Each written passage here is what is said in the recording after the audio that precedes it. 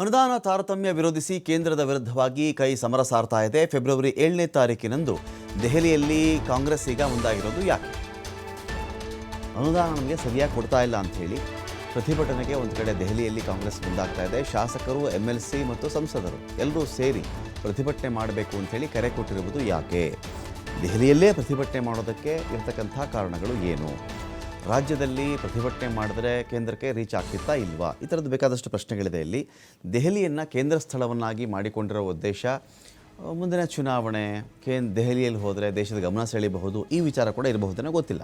ಸರ್ಕಾರದ ಈ ಹೋರಾಟದ ಹಿಂದೆ ಬೇರೆ ಬೇರೆ ಲೆಕ್ಕಾಚಾರಗಳೇ ಇದೆಯಾ? ಅನುದಾನ ತಾರತಮ್ಯದ ಬಗ್ಗೆ ದಕ್ಷಿಣದ ರಾಜ್ಯಗಳ ಗಮನ ಸೆಳೆಯುವ ಉದ್ದೇಶ ಕೂಡ ಇರಬಹುದು. DK ಸುರೇಶ್ ಬೆಂಗಳೂರು ಗ್ರಾಮಾಂತರ ಸಂಸದರು ಪ್ರತ್ಯೇಕ ರಾಜ್ಯದ ಹೇಳಿಕೆಯನ್ನು, ಪ್ರತ್ಯೇಕ ದೇಶದ ಹೇಳಿಕೆ, ಪ್ರತ್ಯೇಕ ರಾಷ್ಟ್ರದ ಹೇಳಿಕೆ ಎಲ್ಲ ಮಾತಾಡ್ತಾ ಇದ್ರಲ್ಲ, ನಮ್ಮನ್ನ ಒಂಥರ ಪ್ರತ್ಯೇಕವಾಗಿ ನೋಡ್ತಾ ಇದ್ದಾರೆ. ನಮ್ಮ ರಾಜ್ಯಗಳನ್ನು, ಪ್ರತ್ಯೇಕ ರಾಜ್ಯಗಳ ನಾವೆಲ್ಲವೂ ಕೂಡ ಒಕ್ಕೂಟ ವ್ಯವಸ್ಥೆ ನಾವಿಲ್ವಾ, ದಕ್ಷಿಣದ ರಾಜ್ಯಗಳನ್ನೇ ಸೇರಿಸಿ ಒಂದು ರಾಷ್ಟ್ರನೇ ಮಾಡಿಬಿಡಿ ಅಂತಾರೆ ಹೇಳಿಕೆ ಕೊಟ್ಟಿದ್ರಲ್ಲ, ಇದಕ್ಕೆ ಬಲ ತುಂಬೋ ಕೆಲಸ ಏನಾದರೂ ಮಾಡ್ತಾ ಇದ್ದಾರೆ ಈಗ. ತಮಿಳುನಾಡು, ಕೇರಳ, ಪುದುಚೇರಿ, ಆಂಧ್ರ, ತೆಲಂಗಾಣದ ಗಮನ ಸೆಳೆಯುವ ಪ್ಲಾನ್ ಕೂಡ ಇದೆಯಾ?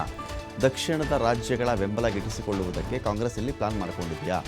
ಕೇಂದ್ರದ ವಿರುದ್ಧ ಬೇರೆ ರಾಜ್ಯಗಳು ತಿರುಗಿ ಬೀಳುವಂತೆ ಮಾಡುವ ಹುನ್ನಾರ ಕೂಡ ಇಲ್ಲಿದೆಯಾ? ಈ ಮೂಲಕ ಲೋಕಸಭಾ ಚುನಾವಣೆಯಲ್ಲಿ BJP ಮಂಡಿಸುವ ಪ್ರಯತ್ನ ಕೂಡ ನಡೆದಿದೆಯಾ ಅಂತ ಪ್ರಶ್ನೆ ಇದೆ.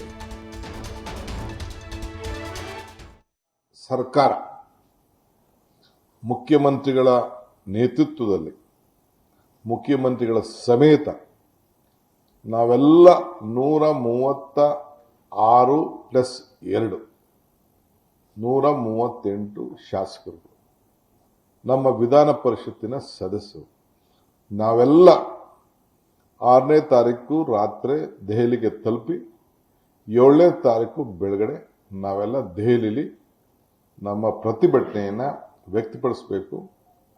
ನಮ್ಮ ಹೋರಾಟ, ನಮ್ಮ ಧ್ವನಿಯನ್ನು ದೆಹಲಿಯ ಸರ್ಕಾರಕ್ಕೆ ಮುಟ್ಟಿಸಬೇಕು. ಆ ರೀತಿ ನಮ್ಮ ಹೋರಾಟವನ್ನು ನಾವು ಹಮ್ಮಿಕೊಂಡಿದ್ದೇವೆ. ಸೊ 7ನೇ ತಾರೀಕು ಬೆಳಗ್ಗೆ ಸುಮಾರು 10:30-11 ಗಂಟೆ ಅಷ್ಟೊತ್ತಿಗೆ ನಾವು ಎಲ್ಲಿ ನಮಗೆ ಪರ್ಮಿಷನ್ ಕೊಡ್ತಾರೋ, ಪರ್ಮಿಷನ್ಗೂ ನಾವು ಯಾಲೇ ಪತ್ರವನ್ನು ಬರೆದಿದ್ದೇನೆ. ಸೊ ಕೊಡ್ತಾರೋ ನಮ್ಮ ಕಾಂಗ್ರೆಸ್ ಸರ್ಕಾರ, ಕರ್ನಾಟಕ ಸರ್ಕಾರ, ಅದಕ್ಕೆ ನಾವು ಹೋರಾಟವನ್ನು ಮಾಡ್ತೇನೆ.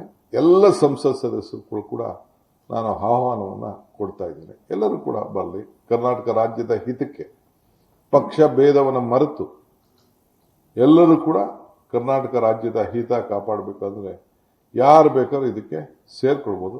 ಯಾವ್ಯಾವ ವಿಚಾರದಲ್ಲಿ ನಮ್ಗೆ ಅನ್ಯಾಯ ಆಗಿದೆ ಅಂತೇಳಿ ನಿಮಗೆ ದೀರ್ಘವಾಗಿ ಅದನ್ನು ಕೂಡ ತಮ್ಮ ಗಮನಕ್ಕೆ ತಿಳಿಸುವಂಥ ಕೆಲಸ